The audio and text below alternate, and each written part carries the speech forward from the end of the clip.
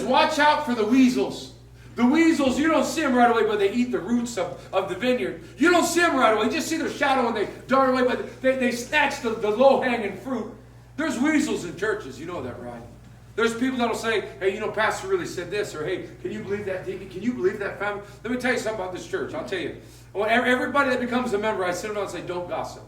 And then people go, oh, that's good. We don't gossip. I go, is gossip been a problem in this church? I said, very, very seldomly, very rarely. Why? Because I tell everybody, don't gossip. I said, in church, people care about you, but they kind of don't care about your business. Probably most of us got more serious things in our life to worry about. Other people's drama. Am I right about that? Right. I don't want us to be the kind of people that are picking other people apart. I don't want to be the kind of people that are the weasels. That'll come with a hidden agenda. You see, we want to be indivisible. If we're going to be indivisible, then we have to acknowledge first and foremost the working of God. Here's the sin. Jesus does this miracle, and the people say, oh, God didn't do that.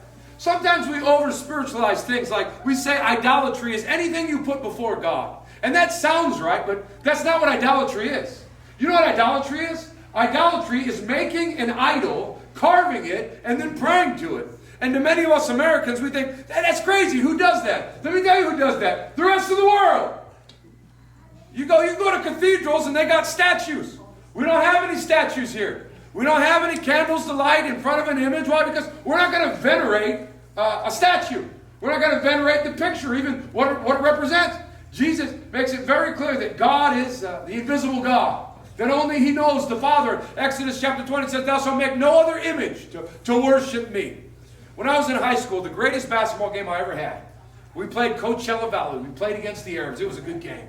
And we were a little school. We took it to overtime. I had 30 points. And I had 15 rebounds. And I had 9 assists. And right at the end of the game, I passed the ball to my teammate Richie. And all he had to do for the game, to win it, full crowd, is just make the layup. That's all he had to do. Wide open. I did all the work for him. Tie ball game, pump fake, pivot, fake. Dropped it to Richie. Richie's wide open. 3, 2. He's an inch away from scoring the game-winning shot. What's he do? Missed it. We go to overtime and we lose. Next day in the Desert Sun newspaper, I couldn't wait to see my stat line. And it said, the Conquerors lose to the Arabs in an overtime game. And then it said, Richie Mangus had the game of his life. Had 35 points, 15 rebounds, 9 assists. I go, what? That was me. He's the guy that had 2 points that missed the game winner. Bradford, 2 points. What? That ain't right. I did that. He didn't do that. I'm telling you now. You tell Richie Mangus. Turn in that paper clip. Stop showing your kids. You had that game. That was my game. As mad as I get about somebody stealing credit for my basketball game 28 years ago, whatever it was, God gets upset when you take His credit and you give it to a stick. You give it to a rock. That's idolatry.